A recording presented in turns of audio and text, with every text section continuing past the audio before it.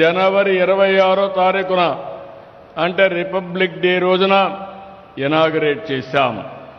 దాని ఫలితాలు ఈరోజు చూస్తున్నాం. నాకు ఏమాత్రం అనుమానం లేదు. ఈరోజు 13/12/2024 మీరందరూ రాష్ట్రంలో రాసి పెట్టుకోవాల్సిన రోజు. మళ్ళీ 2047కు మీరు సమీక్ష చేసుకుంటే నేను చెప్పింది జరిగిందా లేదా అని మీరు చూసే పరిస్థితి వస్తుందని చెప్పి కూడా నేను మీకు తెలియజేస్తున్నా. దానికి మీరందరూ కూడా ప్రత్యక్ష సాక్షులు కావాలని చెప్పేది నా ఆలోచన. దీనికి చాలా ఎక్సర్సైజ్ చేశాం. రాష్ట్రమంతా మన వాళ్ళు ఎంత డైనమిక్ అంటే మేము ఒక అనౌన్స్మెంట్ ఇచ్చాం. ఈ రాష్ట్రంలో విజన్ ఎట్టుండాలో మీరు అందరూ ఆలోచనలు ఇమ్మంటే నేరుగా ఆన్లైన్లో 17 లక్షల మంది అభిప్రాయాలు తెలియజేశారు. 464 మండలాల్లో 106 మున్సిపాలిటీల్లో ప్రజల అభిప్రాయాలు తీసుకున్నాం. 1,18,00,000 కుటుంబాలు ఈ విజన్ గురించి వాళ్ళ అభిప్రాయాలు తెలియజేశారు. 936 మండలాల్లో 465 మున్సిపాలిటీలో 10,078 గ్రామ పంచాయతీల్లో సమావేశాలు పెట్టాం. 4,50,000 మంది పాఠశాల విద్యార్థులు, 38,000 మంది కళాశాల విద్యార్థులు విజన్ పై నిర్వహించిన పోటీల్లో పాల్గొన్నారు. వినూత్నమైన ఆలోచనలు ఇచ్చారు. పారిశ్రామికవేత్తల ముందుకు వచ్చారు. నీతి ఆయోగ్ ఆధ్వర్యంలో పలు దేశాల్లో ప్రపంచం మొత్తం జరిగినటువంటి అభివృద్ధి మీద సమీక్ష చేసి అందరూ కలిసి ఈ విజన్ డాక్యుమెంట్ తయారు చేశాం. నేను కూడా చాలా గంటలు కూర్చున్నాను. ఎందుకంటే ఒక విజన్ తయారు చేసేటప్పుడు దాన్ని అమలు చేసే బాధ్యత నా మీద ఉంది కాబట్టి దీన్ని కూడా అధ్యయనం చేసుకొని సాధ్యాలు చూసి ఎలాంటి వినూత్నమైనటువంటి కార్యక్రమాల ద్వారా ముందుకు పోతే ఇది సాధిస్తామని ఆలోచించి దీనికి రూపకల్పన చేశాం. ఇలాంటి శుభ సందర్భంలో నందమూరి తారక రామారావు గారిని ఒక్కసారి గుర్తు చేసుకోవాల్సిన అవసరం ఉంది. ఈరోజు తెలుగు జాతికి ప్రపంచం మొత్తం గుర్తింపు తెచ్చిన ఏకైక నాయకుడు ఎన్టీఆర్ అని చెప్పి మరొక్కసారి తెలియజేస్తున్నా. అలాంటి వారసత్వం మన దగ్గర ఉంది. అదే సమయంలో భారతదేశాన్ని ఆర్థిక సంస్కరణలు అమలు చేసి దేశం యొక్క ఆర్థిక స్థితిని మార్చిన వ్యక్తి తెలుగు బిడ్డ పివి నరసింహారావు గారని చెప్పి కూడా నేను మీకు తెలియజేస్తున్నా. ఎప్పుడైనా సరే ఒక్కసారి మీరు ఆలోచిస్తే ఆర్థిక సంస్కరణల ముందు, ఆర్థిక సంస్కరణల తర్వాత భారతదేశం చెప్పుకునే పరిస్థితికి వచ్చాం. అక్కడి నుంచి మీరు ఒకసారి చూసినప్పుడు నేను కూడా అదే సమయంలో ముఖ్యమంత్రి అయ్యాను 95లో. అందుకే ఆ రోజు ఆలోచించాను, ప్రజల సమస్యలు పరిష్కారం కావాలంటే, మీ జీవితాల్లో వెలుగులు రావాలంటే, జీవన ప్రమాణాలు పెరగాలంటే సంస్కరణలు తప్పవని చెప్పి భావించాం. కఠిన నిర్ణయాలు తీసుకున్నాం. వినూత్నమైన ఆలోచనలు చేశాం. సరికొత్త ఆవిష్కరణలతో ముందుకు పోయాం. నూతన పాలసీలతో పాలనలో సమూలమైన మార్పులు తీసుకొచ్చాం. నేను ఒకటే ఎప్పుడూ ఆలోచిస్తాను, ఒక పబ్లిక్ పాలసీ వల్ల ఒక వ్యక్తి జీవితం కానీ, ఒక రాష్ట్రంలో ప్రజల జీవితాలు కానీ, దేశ భవిష్యత్తు కూడా మార్చే పరిస్థితి వస్తుంది. ఆ రోజు చాలామంది అన్నారు, ఐటీ తిండి పెడుతుందా అన్నారు. నేను ఆ రోజు చూశాను, భవిష్యత్తులో ఇన్ఫర్మేషన్ టెక్నాలజీకి ప్రాధాన్యత ఉందని ప్రమోట్ చేశాం. ఆ ఒక్క పబ్లిక్ పాలసీ మీరు చూస్తే ఈరోజు అమెరికాలో కానీ ప్రపంచంలో అన్ని దేశాల్లో తలసరి ఆదాయం ఎక్కువ ఎవరు సంపాదిస్తారంటే తెలుగు బిడ్డలు సంపాదించే అవకాశం వచ్చింది. అది ఒక పాలసీ ప్రజల జీవితాల్లో వెలుగు తీసుకొస్తుంది, మార్పు తీసుకొస్తుందని చెప్పి కూడా నేను మీకు తెలియజేస్తున్నాను. నేను ఈరోజు ఒకటే ఈ సభ ద్వారా మీకు అందరికీ విజ్ఞప్తి చేస్తున్నా, ఇండియన్స్ ఇప్పటికే గ్లోబల్ లీడర్స్ అయ్యారు, గ్లోబల్ సిటిజన్స్ అయ్యే పరిస్థితికి వచ్చారు. ఒక పక్క ప్రభుత్వాల్లో ప్రముఖమైన పాత్రలు వహించే పరిస్థితికి వచ్చారు ప్రజాప్రతినిధులుగా. ఇంకో పక్క కార్పొరేట్ రాజ్యంలో మన వాళ్లే ముందుండే పరిస్థితికి వచ్చారు. గూగుల్ కానీ మైక్రోసాఫ్ట్ వంటి కంపెనీల్లో సీఈఓలుగా ఇండియన్స్ ఉండే పరిస్థితికి వచ్చారు. నిన్ననే మీరు చూశారు, ఒక తెలుగు బిడ్డ దొమ్మరాజు గుకేష్ 18 సంవత్సరాల వయసుండే వ్యక్తి ప్రపంచ ఛాంపియన్ అయ్యాడంటే అది తెలుగు జాతిలో ఉండే ఆత్మవిశ్వాసం అని చెప్పి కూడా నేను మీకు తెలియజేస్తున్నా. అలాంటి టాలెంట్స్ ఉన్నాయి మన దగ్గర. మెరికల్ లాంటి యువత ఉన్నారు. తిరుగులేని మానవ వనరులున్నాయి, సహజ వనరులున్నాయి, నదులున్నాయి, సముద్ర తీరం ఉంది. ఇవన్నీ కూడా మనం కానీ సక్రమంగా ఉపయోగించుకుంటే ఏదైనా సాధ్యం అనేది నా ఉద్దేశం.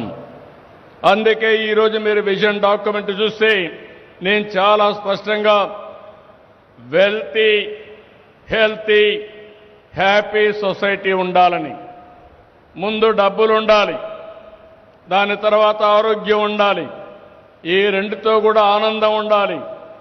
అప్పుడే సమాజం సస్టైనబిలిటీ ఉంటుందనే ఉద్దేశంతో ఈ 3 గోల్స్ పెట్టుకుని 10 సూత్రాలతో ఈరోజు విజన్ డాక్యుమెంట్ తయారు చేశాం. దాంట్లో మొట్టమొదటి మీరు చూస్తే జీరో పావర్టీ. ఎప్పుడూ ఎన్టీ రామారావు గారు కళ్ళగనేవారు. ఆయన ఒక స్లోగనే ఇచ్చారు. అది మీరు చూసి సమాజమే దేవాలయం, పేదవాళ్లే దేవుళ్ళని చెప్పిన వ్యక్తి నందమూరి తారక రామారావు గారు. ఆ స్ఫూర్తితోనే ఈరోజు జీరో పావర్టీ కోసం సంకల్పించాం.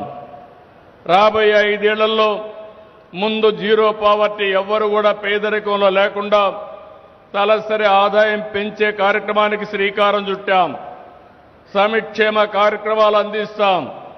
అదే సమయంలో వారి కుటుంబంలో ఉండే శక్తి సామర్థ్యాలు చూసుకుని ఏ విధంగా ఆర్థికంగా పైకి తేగలుగుతామో ఒక కార్యక్రమానికి రూపకల్పన చేస్తున్నాం.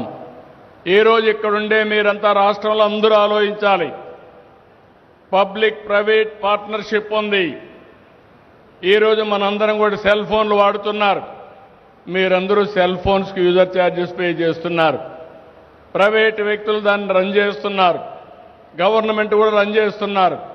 కానీ దానివల్ల ప్రతి ఒక్కరికి మెరుగైన టెలికాం సర్వీస్ ఇచ్చే పరిస్థితికి వచ్చారు. అదే పబ్లిక్ ప్రైవేట్ పాలసీలో కొంతమంది పెట్టిన వాళ్ళకు కూడా కొద్దిగా ఆదాయం వచ్చే పరిస్థితి వచ్చింది. ఒకప్పుడు టెలికమ్యూనికేషన్ మీరు చూస్తే లైట్నింగ్ కాల్ అంటే 1 వారం పట్టేది. ఆ రోజు నేను ఆలోచించాను, చైనాలో మీరు చూస్తే సెల్ ఫోన్స్ వచ్చాయి. ఇండియాలో బిఎస్ఎన్ఎల్, విఎస్ఎన్ఎల్ 2 కూడా మొనోపలి ఉన్నాయి. ఒకటి ఇంటర్నేషనల్ కాల్స్, ఒకటి వచ్చి డొమెస్టిక్ కాల్స్. అక్కడి నుంచి నేను అన్ని ప్రధానమంత్రులందరితో కూడా ఎప్పటికప్పుడు ఫైట్ చేశాను. కడాన వాజ్పేయి గారు నేను చెప్పింది విన్న తర్వాత ఆయన టాస్క్ ఫోర్స్ వేశారు. నేనే ఆ రోజు రిపోర్ట్ ఇచ్చాం. ఆ రిపోర్ట్ ఆధారంగా చేసుకుని డీరెగ్యులేషన్ ఇన్ టెలికమ్యూనికేషన్ సెక్టర్లో తీసుకొచ్చారు. ఆ రోజు అందరూ కూడా నెగతాడు చేశారు, సెల్ ఫోన్ భోజనం పెడుతుందా అని. ఈరోజు సెల్ ఫోన్ లేకపోతే ఎవరు ఉండే పరిస్థితి లేదు. భార్య భర్త లేకపోయినా ఉంటుంది, భర్త భార్య లేకపోయినా ఉంటారు. ఒక్క నిమిషం సెల్ ఫోన్ లేకపోతే పిచ్చి బడ్జెట్ అవుతుంది.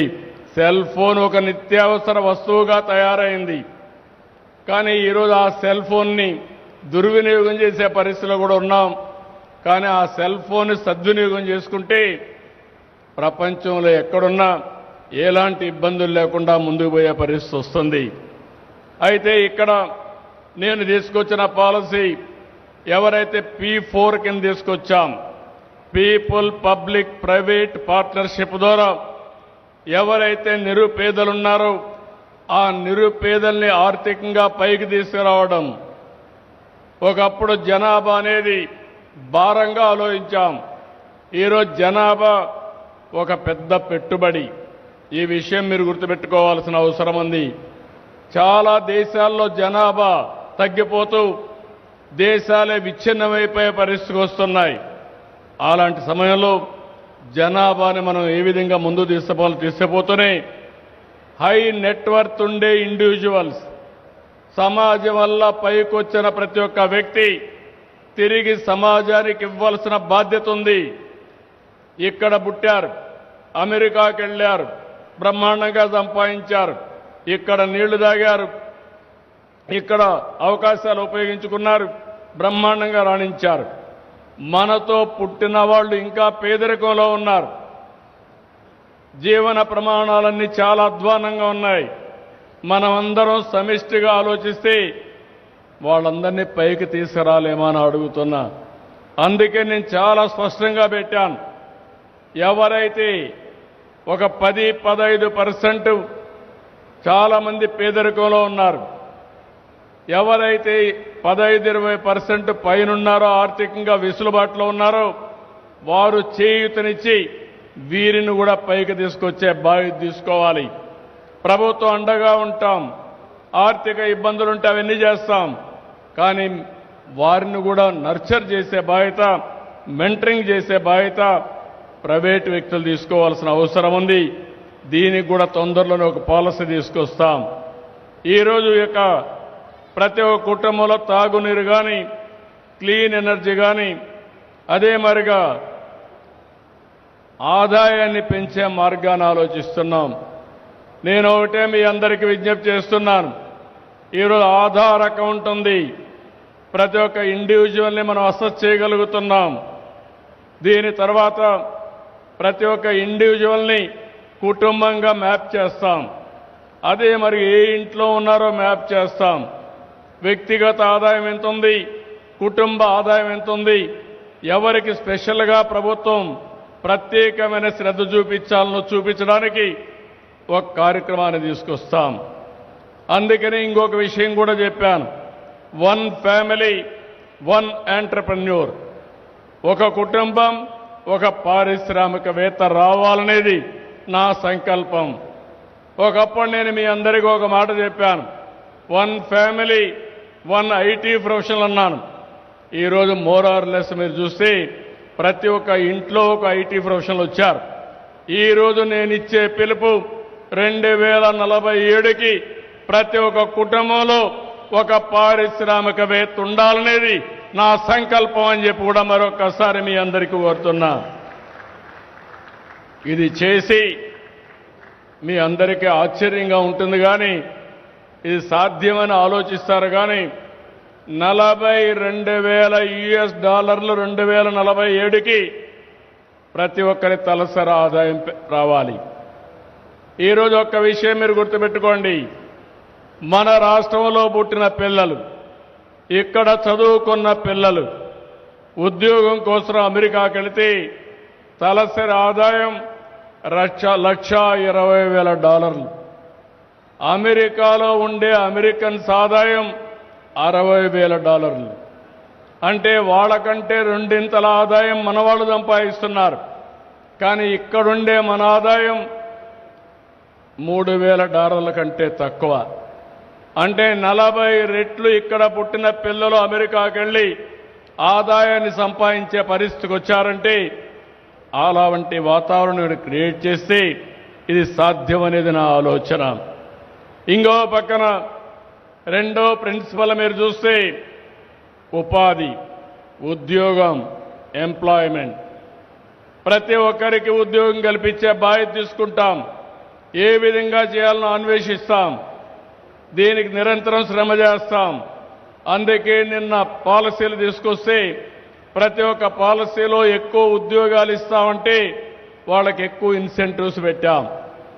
ఈరోజు ఆంధ్రప్రదేశ్ రాష్ట్రాన్ని ప్రపంచానికి ఒక ఉపాధి కల్పించడానికి, నాలెడ్జ్ ఎకానమీలో సేవలు అందించడానికి ఒక కేంద్రంగా తయారు చేస్తాం.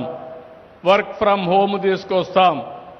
ఈరోజు చాలామంది పనిచేస్తున్నారు, ఇళ్లలో కూర్చుంటున్నారు, అమెరికాలో ఉండే కంపెనీలో పనిచేస్తున్నారు.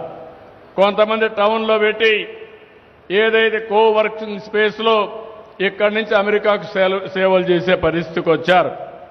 ఇదే కాకుండా మంచి పరిశ్రమలకు ప్రోత్సాహం ఇస్తున్నాం.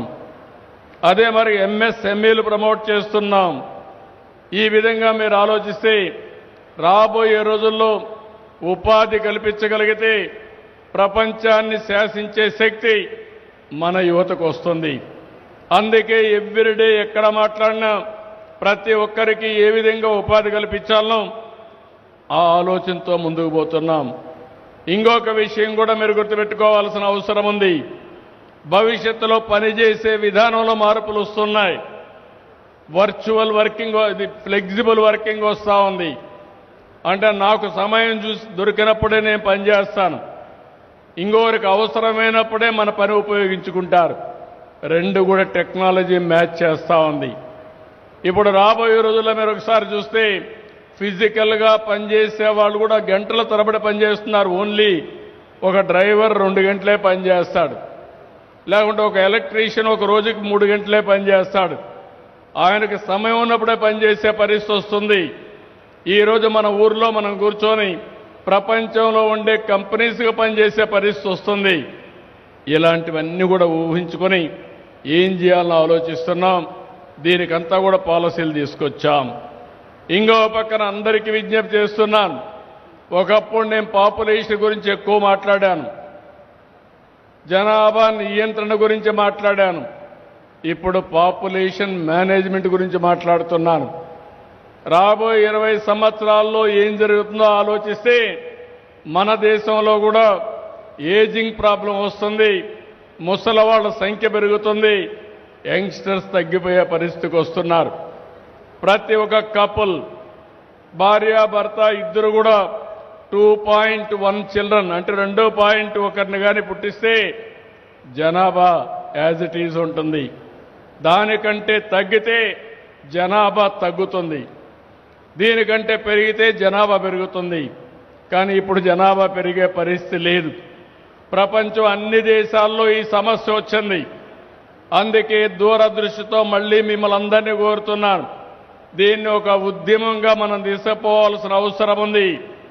అదే సమయంలో జనాభాని ఏదైతే పాపులేషన్ మేనేజ్మెంట్ చేస్తూనే నాలెడ్జ్ సొసైటీగా ఆంధ్రప్రదేశ్ని తయారు చేసుకోవాలి. ప్రపంచంలో ఉండే బెస్ట్ యూనివర్సిటీస్ అన్నీ వచ్చే పరిస్థితి వస్తుంది. ఈరోజు విశాఖపట్నం, అమరావతి, తిరుపతి ఇవన్నీ కూడా ఒక నాలెడ్జ్ హబ్గా తయారయ్యే పరిస్థితి వస్తుంది. ఇంకో పక్కన వికేంద్రీకరణ చేస్తాం. అభివృద్ధిని వికేంద్రీకరణ చేసి అన్ని ప్రాంతాల్లో సమతుల్యం పాటిస్తూ అభివృద్ధి చేయడమే విజన్ 2047 అని చెప్పి కూడా నేను మీకు తెలియజేస్తున్నా. అందుకని ఇక్కడ ఫస్ట్ టైం భారతదేశంలో పాపులేషన్ సెన్సస్ చేస్తున్నాం. పాపులేషన్ రేపు రాబోయే రోజుల్లో పాస్పోర్ట్ కూడా ఇచ్చే పరిస్థితికి వస్తున్నాం.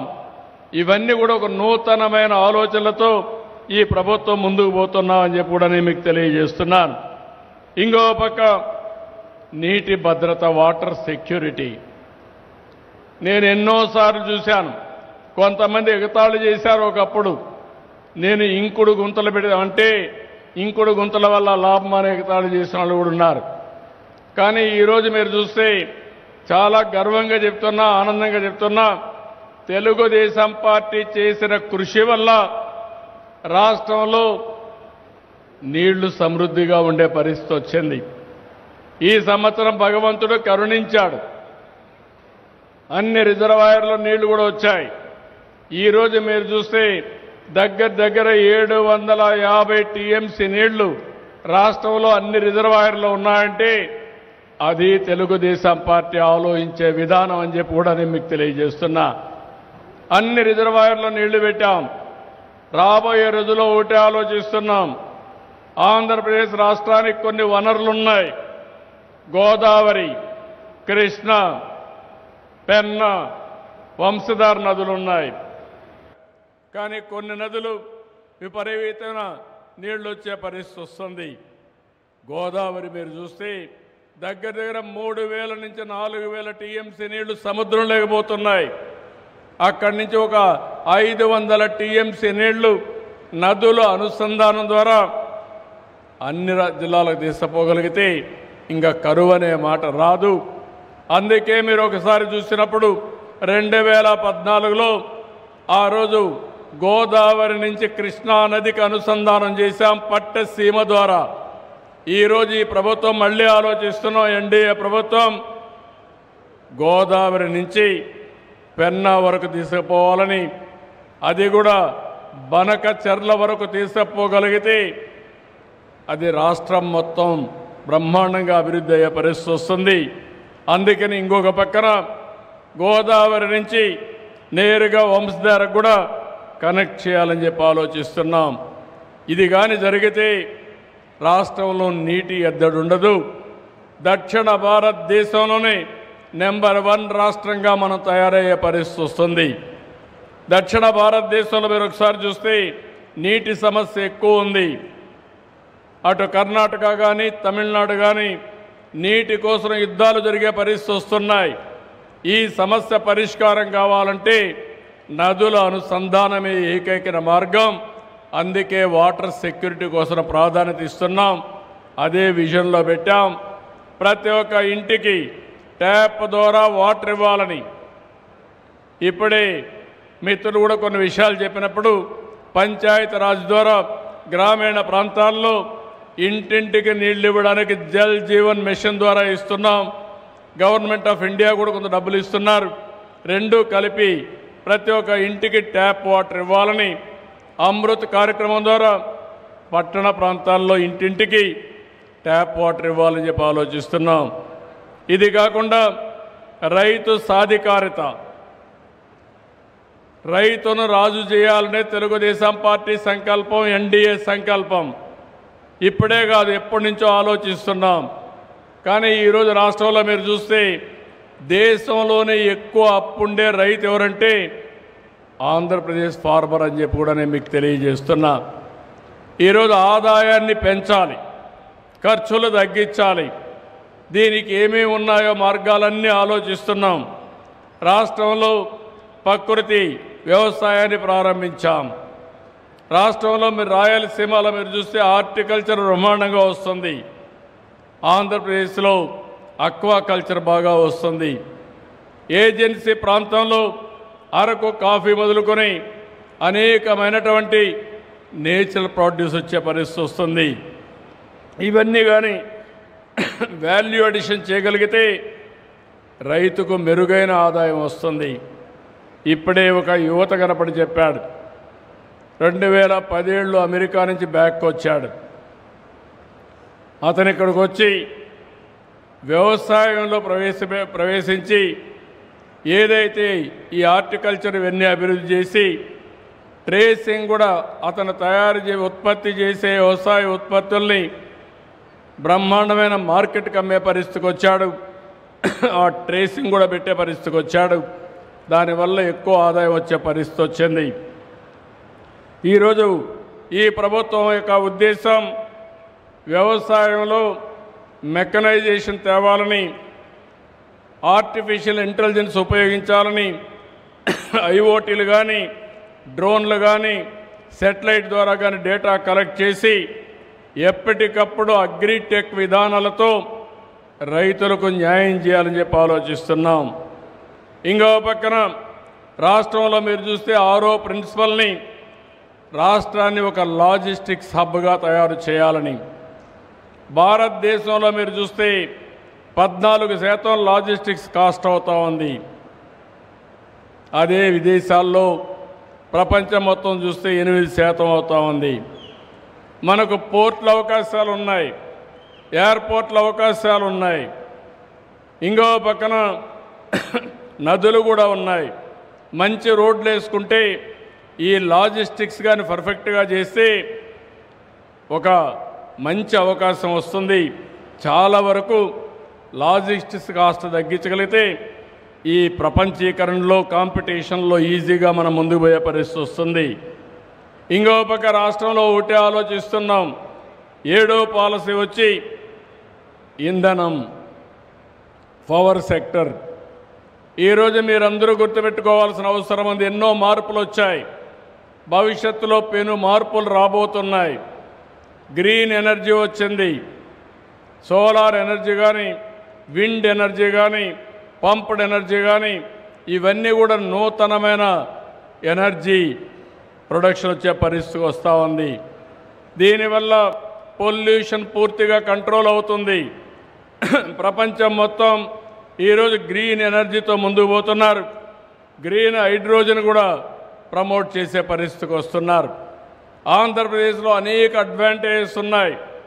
అందుకని ఆంధ్రప్రదేశ్ని ఒక గ్రీన్ హైడ్రోజన్ హబ్గా తయారు చేయాలని ఒక సంకల్పంతో ఈ ప్రభుత్వం ఈ విజన్ డాక్యుమెంట్ తీసుకొచ్చాం. ఇంకో పక్కన అన్ని వాహనాలని ఈవీ వాహనాలుగా తయారు చేయాలని, మన ఇండ్లపైనే సూర్యఘర్ కార్యక్రమంలో కరెంటు ఉత్పత్తి చేసుకోవాలని, ఇంకో పక్క మన పంప్ సెట్ల దగ్గరనే రైతులు కరెంటు ఉత్పత్తి చేసుకుని వారు వాడుకున్న తర్వాత మిగిలిన కరెంటు గ్రిడ్కి ఇచ్చే అవకాశాన్ని కూడా ఏర్పాటు చేస్తాం. దీనివల్ల మీరు ఒక్కసారి చూసినప్పుడు కరెంటు ఛార్జీలో ఆప్టిమైజేషన్ తీసుకురావాలని, పోయిన సంవత్సరం 5 రూపాయల 19 రూపాయల ఆవరేజ్ ప్రొక్యూర్మెంట్ కాస్ట్ ఉండేది. ఈ సంవత్సరం 4 రూపాయల 80 పైసలు తగ్గించాం. ఇంకా దీన్ని తగ్గిస్తాం. అస్తవ్యస్తమైనటువంటి ఈ డిపార్ట్మెంట్ బాగు చేసే బాధ్యత ఈ ప్రభుత్వం తీసుకుంటాం. ఈ విజన్లో కూడా స్పష్టమైన మార్పులు తీసుకొచ్చామని చెప్పి కూడా నేను మీకు తెలియజేస్తున్నాను. ఇంకో పక్కన ప్రోడక్ట్ పర్ఫెక్షన్. ఈ ప్రోడక్ట్ పర్ఫెక్షన్లో మీరు ఒకసారి చూస్తే వ్యవసాయంలో పండించే ఉత్పత్తులు కానీ, ఇండస్ట్రీలో వచ్చే ప్రోడక్ట్స్ కానీ, సర్వీస్ సెక్టర్లో ఉండే ప్రోడక్ట్స్ కానీ, టెక్నాలజీలో వచ్చే ప్రోడక్ట్స్ కానీ మనం చూస్తే పర్ఫెక్షన్ ఉండే పరిస్థితి లేదు. బ్రాండ్ లేకుండా ఉండే పరిస్థితి వస్తూ ఉంది. దీనిపైన శ్రద్ధ పెడతాం. దీనిపైన శ్రద్ధ పెట్టి మనం చేసే ప్రతి ఒక్కటి కూడా ప్రపంచ మార్కెట్లో పోటీ పడే విధంగా తీసుకొస్తామని చెప్పి కూడా నేను మీకు తెలియజేస్తున్నా. ఇంకో పక్కన స్వచ్ఛ ఆంధ్రప్రదేశ్. స్వచ్ఛ ఆంధ్రప్రదేశ్లో మీరు ఒక్కసారి చూస్తే ఈరోజు భారతదేశం మొత్తం స్వచ్ఛ భారతదేశంగా ముందుకు పోయే పరిస్థితికి వచ్చారు. అందులో స్వచ్ఛ ఆంధ్రప్రదేశ్ ఒక కార్యక్రమంగా తీసుకోవాలి. మన జీవితంలో ఒక భాగస్వామ్యం కావాల్సిన అవసరం ఉంది.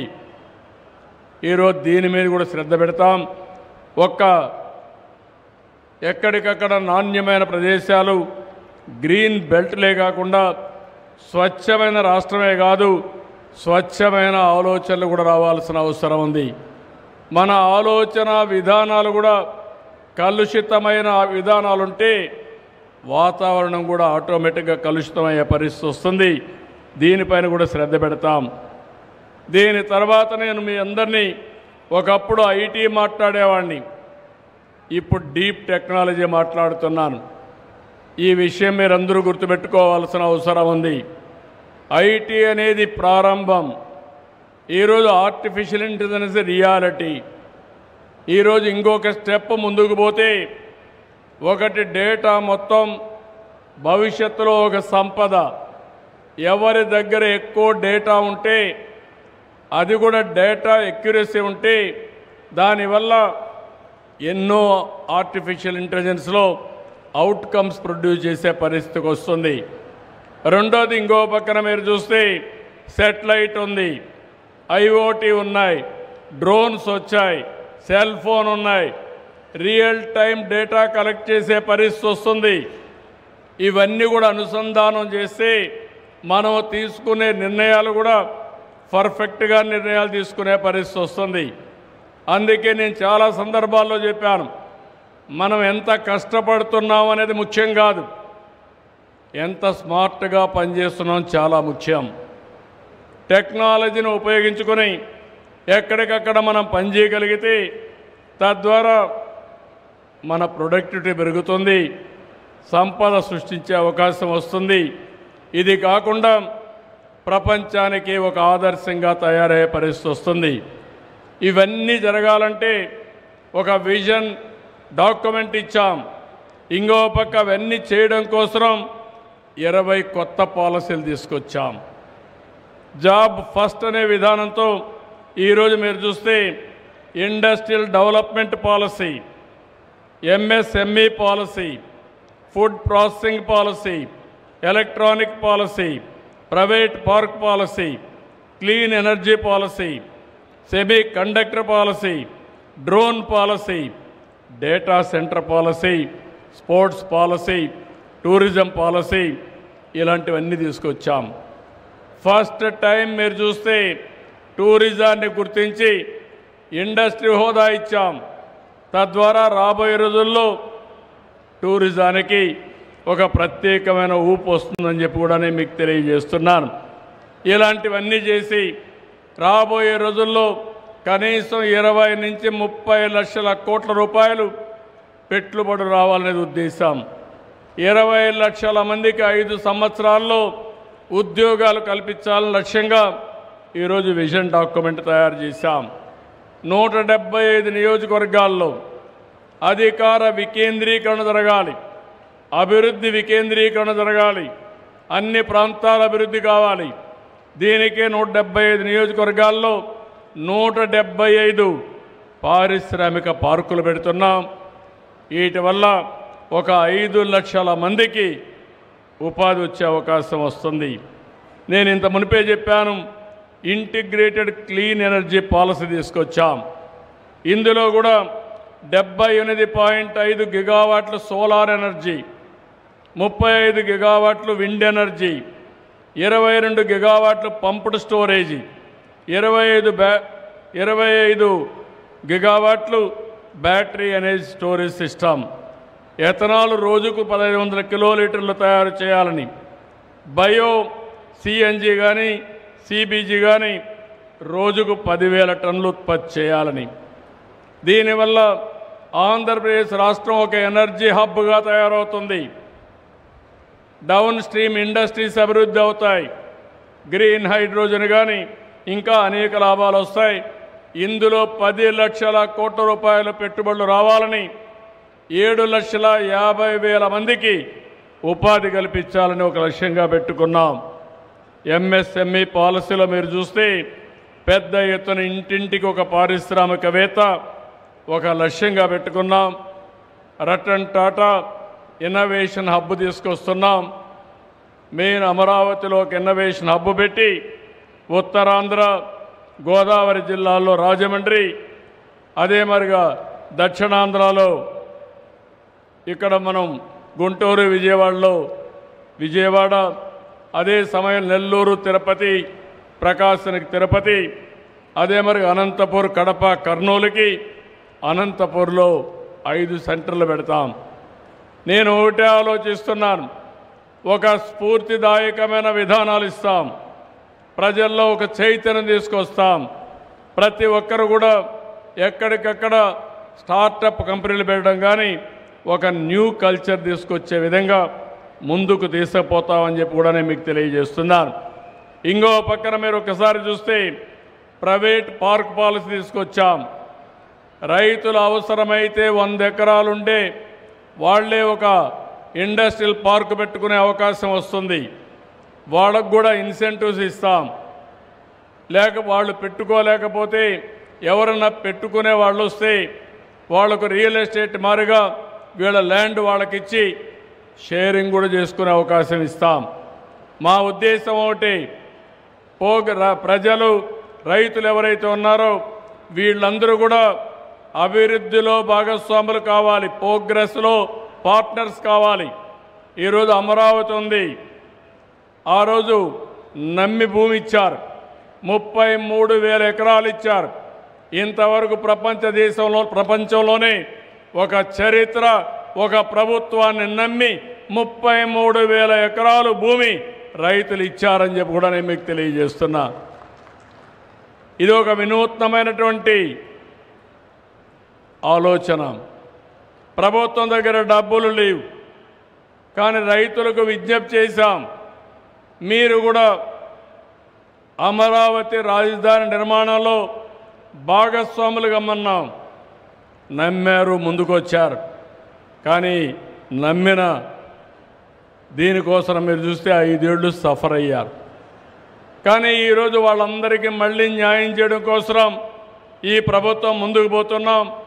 వాళ్ళ మీద పెట్టిన కేసులన్నీ విత్డ్రా చేయడమే కాకుండా మళ్ళీ వాళ్ళకి ఇచ్చే పాలసీలను రివైవ్ చేసి ఆ రైతుల్ని అభివృద్ధి చేసే బాధ్యత ఈ ప్రభుత్వం తీసుకున్నామని చెప్పి కూడా నేను మీకు తెలియజేస్తున్నాను. ఇదే విధానం భవిష్యత్తులో కూడా కొనసాగించాలని, దీనికోసం అనేకమైన పార్కులు ఏదైనా వస్తే, ఎక్కడైనా ఇండస్ట్రీ వస్తే అక్కడ రైతులను కూడా భాగస్వాములు చేయాలని ఈ ప్రభుత్వం ఆలోచిస్తున్నామని చెప్పి కూడా నేను మీకు తెలియజేస్తున్నాను. ఈరోజు ఈ యొక్క స్వర్ణాంధ్ర విజన్ అమలుకు ఒక రోడ్ మ్యాప్ తయారు చేశాం. 26 జిల్లాల్లో జిల్లా స్థాయి విజన్ ప్లాన్స్ ఇప్పటికే అమల్లోకి వచ్చాయి. 5 సంవత్సరాలు ప్లానింగ్ చేశాం. దీనికోసం నిర్దిష్టమైన వ్యవస్థను కూడా క్రియేట్ చేస్తున్నాం. 686 మండల స్థాయి కార్యాచరణ ప్రణాళికలు తయారు చేశాం. అక్కడ కూడా మండల స్థాయిలో కూడా దీన్ని అమలు చేస్తున్నాం. దీన్ని కానీ మనం చేయగలిగితే ఎప్పటికప్పుడు ఎక్కడ ఎలాంటి సమస్యలు లేకుండా అన్ని ప్రాంతాలు అభివృద్ధి అయ్యే పరిస్థితి వస్తుంది. నేను ఎన్నో పర్యాయాలు మీకు చెప్పాను. అభివృద్ధి వల్ల సంపద వస్తుంది, సంపద వల్ల రాష్ట్రానికి ఆదాయం పెరుగుతుంది, దీనివల్ల తలసరి ఆదాయం పెరుగుతుంది. పెరిగిన ఆదాయం పేదవాళ్ళకు సంక్షేమ కార్యక్రమాలు ఖర్చు పెట్టి అభివృద్ధికి కూడా ముందుకు పోయే పరిస్థితి వస్తుంది. అలాంటి కార్యక్రమాలన్నీ రూపకల్పన చేసి ఈరోజు మీరు చూస్తే 2047 నాటికి $2.4 ట్రిలియన్ ని రాష్ట్ర జాతీయ ఉత్పత్తిగా తయారు చేయడానికి ముందుకు పోతున్నాం. అది జరిగితే ప్రతి ఒక్కరి ఆదాయం $42,000 వస్తుంది. అయితే ఈరోజు నేను చెప్పేసి వెళ్ళిపోవడం లేదు.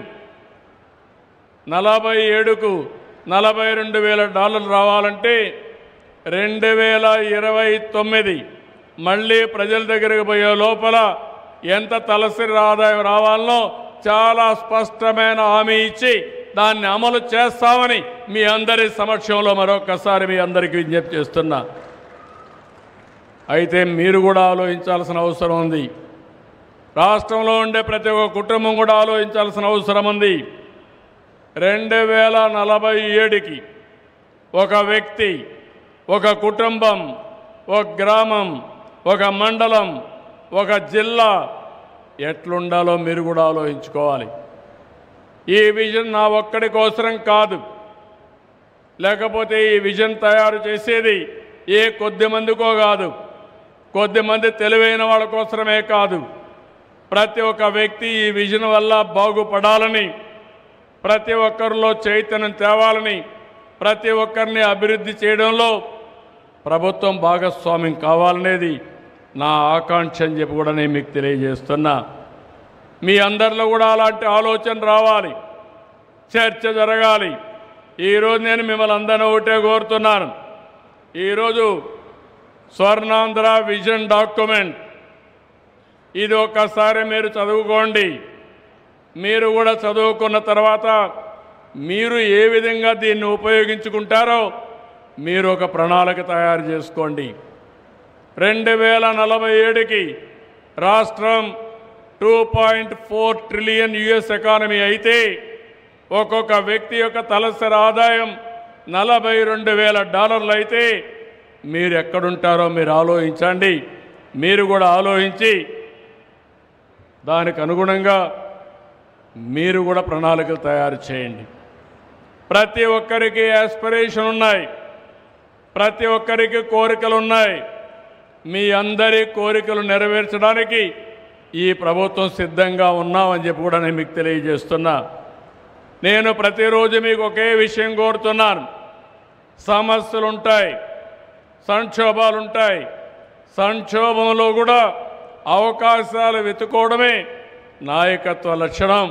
అలాంటి నాయకులుగా తయారు కావాలనేది నా సంకల్పం అని చెప్పి కూడా మీ అందరికీ తెలియజేస్తున్నా. అందుకని ఈరోజు ఇవన్నీ కూడా సాధ్యాలు చూసిన తర్వాతనే ఇవన్నీ కూడా పెట్టాం.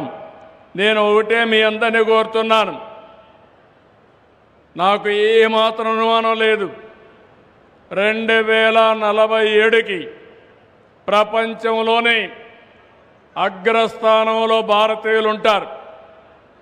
మనం వేసిన ఫౌండేషన్తో భారతీయుల్లో ముందుండేది తెలుగు జాతి ఉంటారు. అది కూడా నాకు అనుమానం లేదని చెప్పి మరొకసారి విజ్ఞప్తి చేస్తున్నా. భారతదేశం కూడా ప్రపంచంలోనే నెంబర్ 1గానో నెంబర్ 2గానో ఉంటాం, దాన్ని కూడా డౌట్ లేదు. కానీ మనందరం సంకల్పం చేస్తే ప్రపంచంలోనే తెలుగు జాతి నెంబర్ 1గా చేయడమే కాకుండా ఆంధ్రప్రదేశ్ని భారతదేశంలో నెంబర్ 1 రాష్ట్రంగా తయారు చేయాలని సంకల్పంతో మనం ముందుకు పోవాల్సిన అవసరం ఉంది. దీనికోసమే మీరందరూ కూడా ఆలోచించుకోవాల్సిన అవసరమే కాకుండా అసోసియేట్ కావాల్సిన అవసరం ఉంది. అందుకే పదే నేను చెప్తున్నాను, think globally, act globally. Distance is not the problem at all. విజయవాడలో కూర్చొని అమెరికాలో పనిచేయడానికి కంపెనీ ఫ్లోట్ చేసే అవకాశం ఉంది. ఒకప్పుడు మనం అందరం అమెరికాకు పోయేవాళ్ళం. ఎవరైనా ఒక చిన్న కంపెనీ పెట్టాలంటే ఇక్కడ అవకాశాలు లేకుండా సిలికాన్ వ్యాలీకి వెళ్ళి అక్కడ ఆవిష్కరణ చేసేవాళ్ళం. ఈరోజు నేను చెప్తున్నాను, ఈరోజు వరకు సిలికాన్ వ్యాలీ మాట్లాడాం. రేపటి నుంచి రాబోయే సక్సెస్ స్టోరీ ఆంధ్ర వ్యాలీ అని చెప్పి కూడా నేను మీకు తెలియజేస్తున్నా. ఆంధ్ర వ్యాలీ అంటే ఇచ్చాపురం నుంచి మంత్రాలయం వరకు ప్రతి ఒక్క ప్రాంతాన్ని అభివృద్ధి చేయాలనే లక్ష్యంతోనే ఈ విజన్ డాక్యుమెంట్ తీసుకొచ్చాం. అది చేస్తాం, ఒక చైతన్యాన్ని క్రియేట్ చేస్తాం.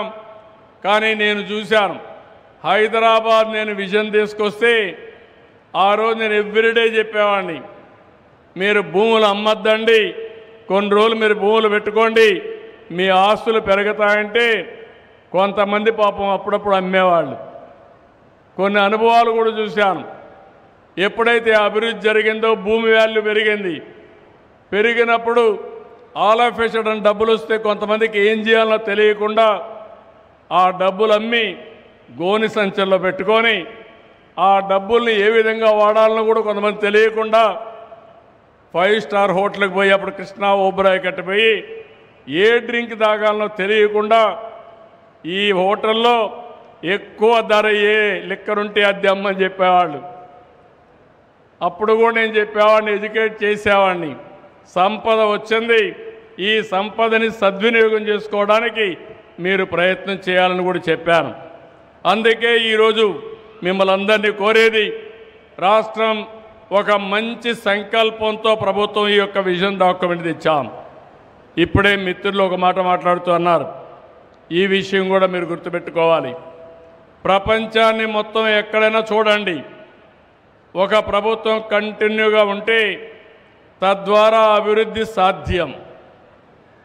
2019లో ప్రభుత్వం కొనసాగుంటే ఈ ధ్వంసం జరిగేది కాదు, అభివృద్ధి నెక్స్ట్ లెవెల్కి వెళ్ళేది.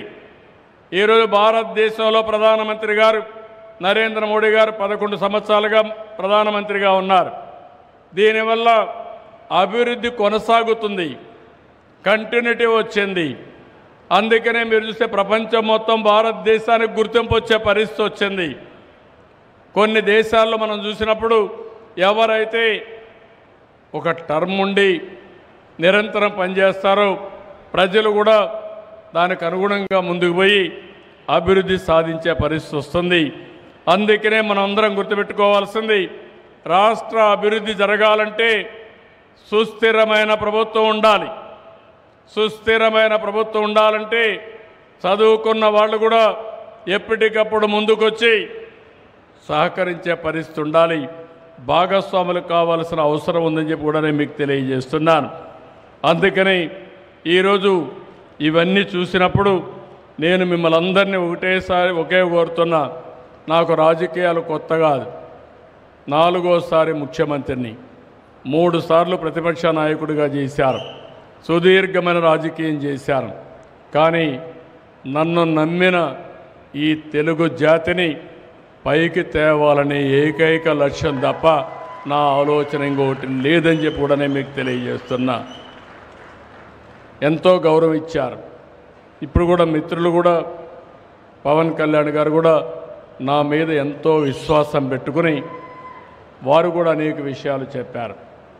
ఇది అనునిత్యం నాకు జ్ఞాపకం వస్తుంది.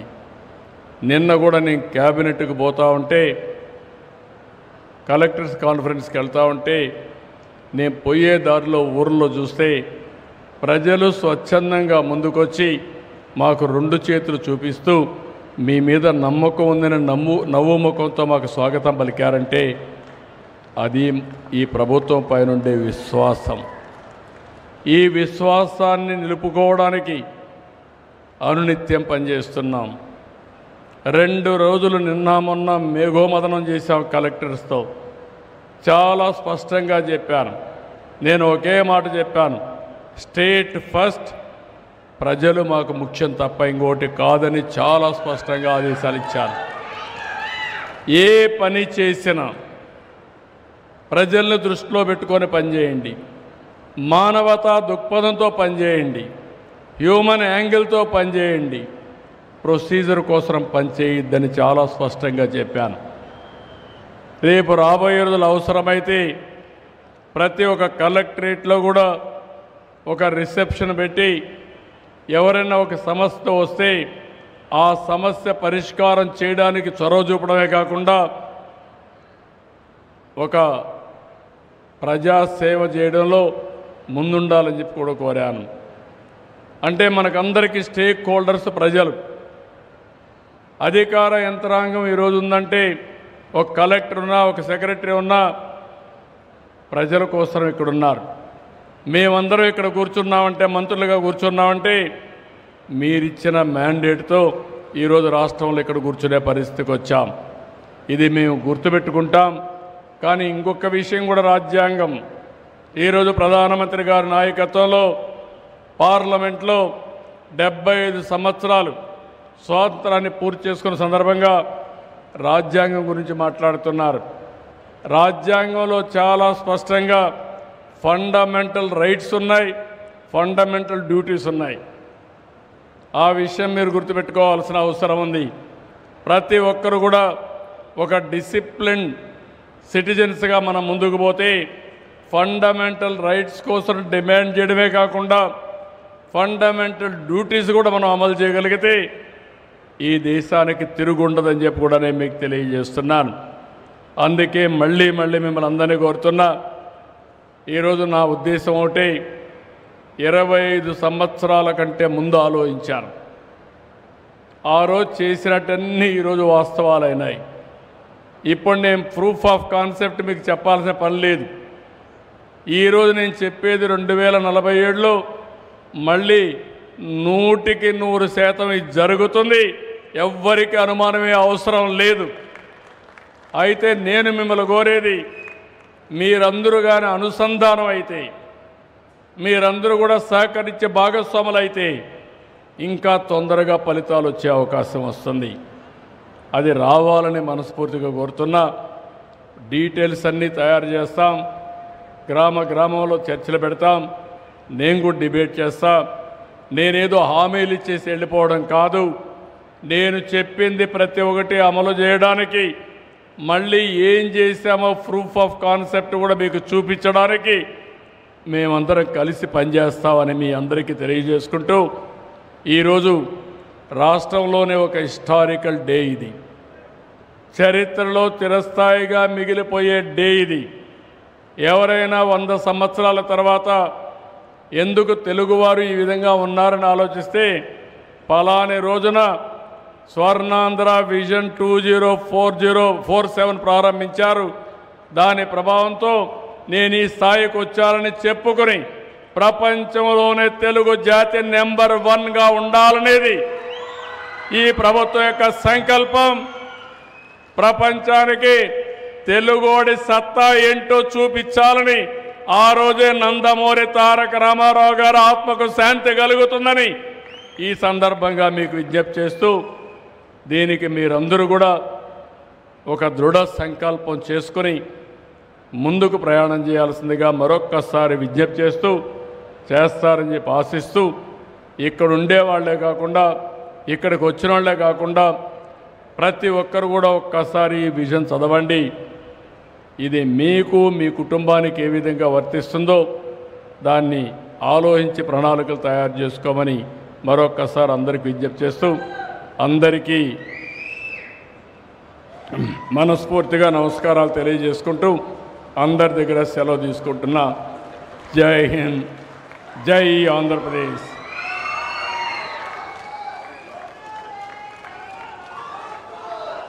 మన visionary chief minister Shri Nara Chandrababu Naidu గారికి మనస్ఫూర్తిగా అందరం గట్టిగా కరతాళ ధ్వనులతోటి అభినందనలు తెలియచేద్దాం. మన రాష్ట్రం కోసం, మన కోసం ఒక బంగారం లాంటి విషన్తో ఇప్పుడు మనందరం ప్రతిజ్ఞ చేయబోతున్నాం. మీకు ఇచ్చిన పత్రాలని తీసుకుని అందరూ లేచి నిలబడవలసిందిగా రిక్వెస్ట్ చేస్తున్నాను.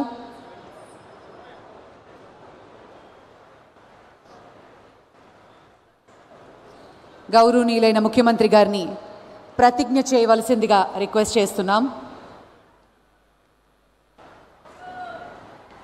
Mic, cordless mic please.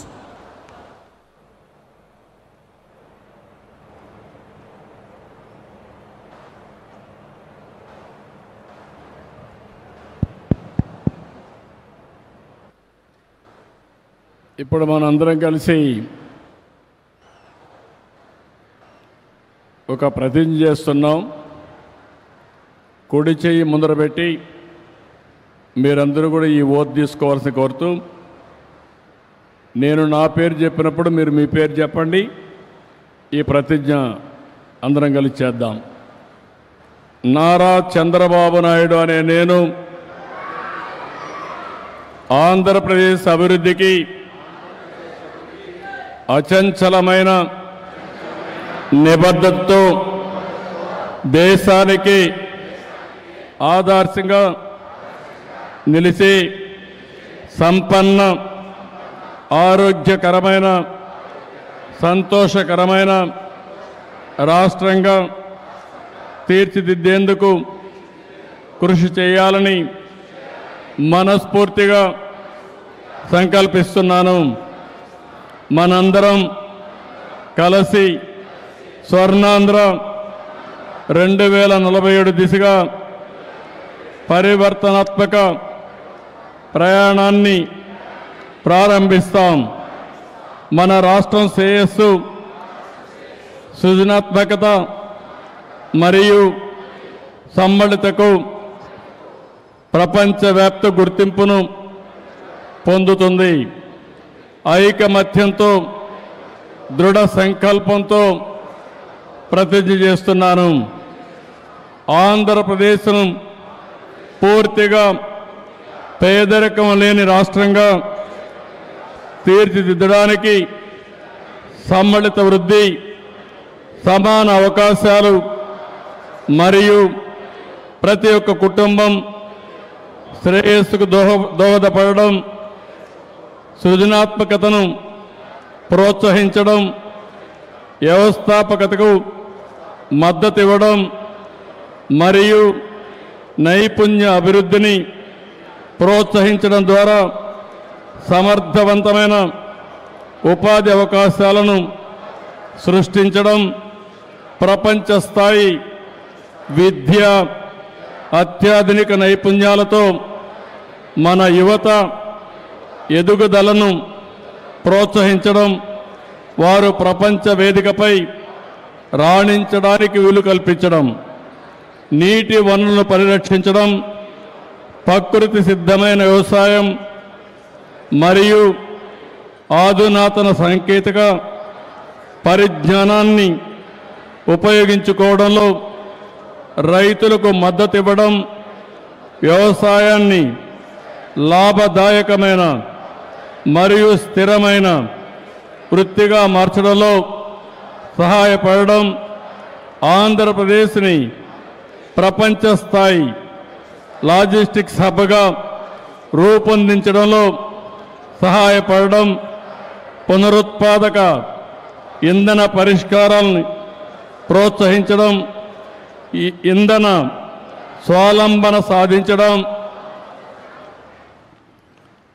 ఆవిష్కరణ ఉత్పాదక ప్రమాణాల్లో ఆంధ్రప్రదేశ్ ప్రపంచ నాయకత్వం వహించడం, పరిశుభ్రమైన సుస్థిరమైన ఆంధ్రప్రదేశ్ను నిర్మించి భవిష్యత్ తరాలకు పచ్చని పర్యావరణాన్ని అందించడం, శక్తివంతమైన సాంకేతిక పరిజ్ఞానాన్ని అవలంబించడం మరియు ఉపయోగించడం ఇది మన సమిష్టి వాగ్దానం. రాష్ట్రంలో ప్రతి ఒక్క వ్యక్తి, ప్రతి కుటుంబం,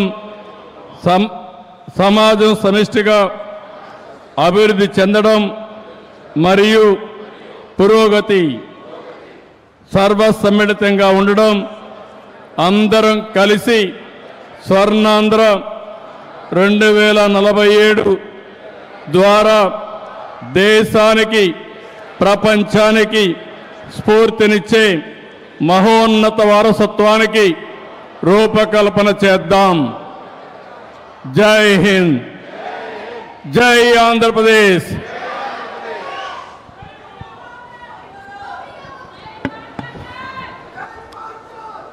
జై ఆంధ్రప్రదేశ్, జై Hind. Thank you sir, thank you very much. మరి ఈ సందర్భంగా concluding remarks అందించవలసిందిగా Shri Piyush Kumar, principal secretary, planning department, Andhra Pradesh, వారిని రిక్వెస్ట్ చేస్తున్నాను. గౌరవనీయులు ముఖ్యమంత్రి వారు శ్రీ నారా చంద్రబాబు నాయుడు గారికి, గౌరవనీయులు ఉప ముఖ్యమంత్రి శ్రీ పవన్ కళ్యాణ్ గారికి, గౌరవనీయులు పాణికా శాఖ మంత్రి వాళ్ళు కేశవ్ గారికి, వేదిక పైన అలంకరించిన శాసన మంత్రి మండలి సభ్యులందరికీ కూడా, ఈ వేదిక పైన అలంకరించిన పెద్దలకి, ఈ సమావేశానికి వచ్చిన ప్రజలందరికీ కూడా హృదయపూర్వక నమస్కారాలు. ఈనాటి కార్యక్రమాలకి ధన్యవాదాలు తెలియజేయడం నా అదృష్టం. చాలా సంతోషమైన సూచన ఇది. ఈరోజు మన గత 6 నెలల నుంచి తయారు చేసిన ప్రణాళిక గౌరవనీయులు మంత్రి గారు, ముఖ్యమంత్రి గారు ఇవ్వడం, అదేవిధంగా ఈ కార్యక్రమం